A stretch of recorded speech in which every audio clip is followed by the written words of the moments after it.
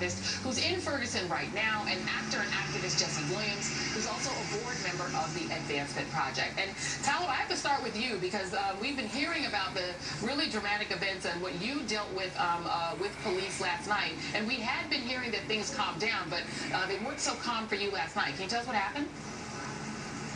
No, they were not. If last night was the calmest night, or if that was the police being calm, I would hate to be here when the police are not calm.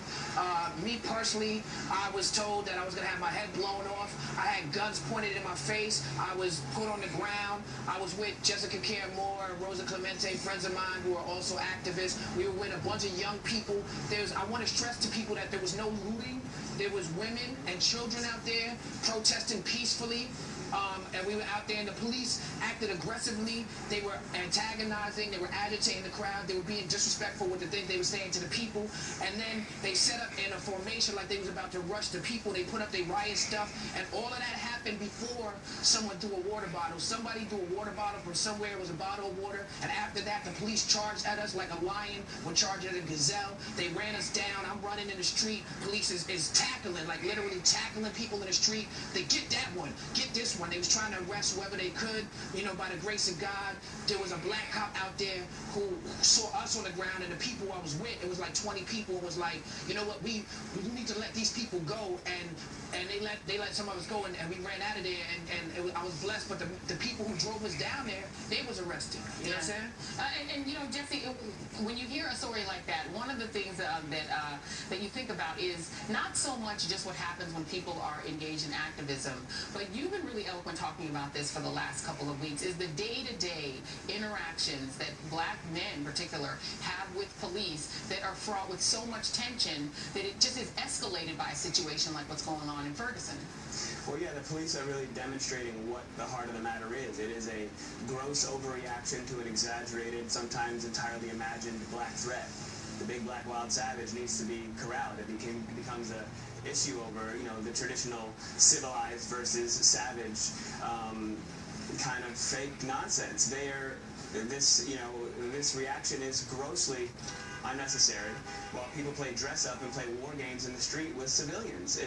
What are the police doing there is my question. You're not protecting the people, and you're not protecting property. So why are you there? And then a larger question I would also ask of American people is it okay to break the law or not? Because the cops are breaking the law left and right. It's state law, state regulation to wear a badge and have a badge number and have a name tag visible. That we have a right to freedom of the press. We have a right to assemble. They've blocked out airspace so that the press cannot view what's going on.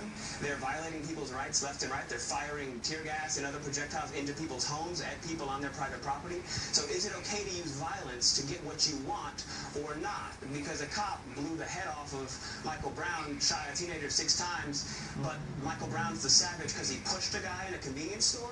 Yeah. Like, you don't own us anymore. You see, like, either we all have the same inalienable rights or we don't. Back in the day, we could have separate rights, but we're not. That noise is dead now. And I mean, tell me, you know, on that specific question that Jesse got to, that question of the badges, because we have seen a lot of people talking about this, and you're down there in Ferguson. Have you seen that the police officers that are dealing with you, that you're seeing on the streets, are they wearing badges? You know what? I wasn't personally looking to see whether or not cops had badges, but on videotapes of the event that I saw, that I retweeted on my feed, I definitely saw that right where I was at, there were plenty of cops who didn't have badges on. But I mean, I think Jesse, who's been doing a great job all week, you know what I'm saying, raises a good point, is that the reason I'm even down here is because the narrative has been shifted away from what the problem is. The problem is not the legitimate rage. The problem is not a small group of quote-unquote looters. The problem is not even as big as the problem is. The story is not the reaction of the police to the reaction of the people to the action of this cop that murdered this unarmed man. You know, this cop has still not been arrested. Eric Garner's murder has still not been arrested. John Crawford's murderer has still not been arrested. But Clive Bundy and his crew decided they wanted to point guns at the police backed down. You know what I'm saying? Out here, I saw with my own 2 eyes people protesting peacefully, and they are terrorizing and brutalizing this community. And I mean, Jesse, you have the advantage of having been a school teacher, having taught young people, how do you even explain to kids? I'm struggling even with this with my kids. How do you explain what's going on in Ferguson? You know, give us some idea of how you would even try to unpack and explain this, particularly to young boys who are Black and Latino. I think part of it, that really is the question, Joy. I think part of it is really where we're getting. It's the source of our information, right? Like, it is very easy to get caught down a slippery slope because if we're using the police as our news source, if we give them a little bad theater every night to get up on a pulpit and give us their version of events. The police should have nothing to do with our news source. They're an overtly white racist police force over a Black community that searches 92% of their searches are Black folks, and more white folks that they pull over have contraband than Black folks. That can't be our news source. And if they block off you guys from having access, that's really what makes it really difficult to explain things from the beginning. So it's really about where we're sourcing our news and, you know, and tying it into history, learning from history. History is told by the victors, as we know, right?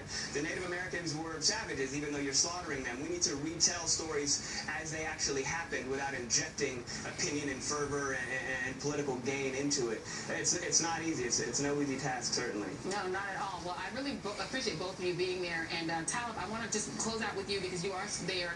Tell me, what are the plans tonight? Are there going to be more marches? What do you anticipate seeing on the road, on the street there in Ferguson tonight? Well, again, you know, as women and children, as a community, last night I ran into some young brothers when we was escaping for our lives, basically, from the police. I ran into some young brothers, and I'm like, yo, don't go that way. You need to come this way with us. He's like, man, I live on this street. I have no other place I can go. You know what I'm saying? So it's not looters. It's not some animal class. It's the lack of respect for life that's happening here. This young man was unarmed. He had no criminal record. His life was taken. I've seen people call him a thug. I've seen people try to justify they lack of compassion. That's what's really burning me up about this thing, is that we have people in this country who are actually looking for excuses to not care about the fact that this young man's rights was taken. He had no due process. You know what I'm saying? And basically, we as young Black people, men, women, and children, are told that our lives mean nothing, and it fits very nicely into the narrative of this country since slavery and beyond. Well, I certainly will be watching what's going on with you there, Talib, in Ferguson, as well as Jesse Williams, who's become a real strong voice on this. And thank you both for being here. Thank you for having me, and Thank you both. And of course, we should make the note that there are a lot of officers out there trying to do the right thing. So we, obviously have to make that point as well. We'll be right back.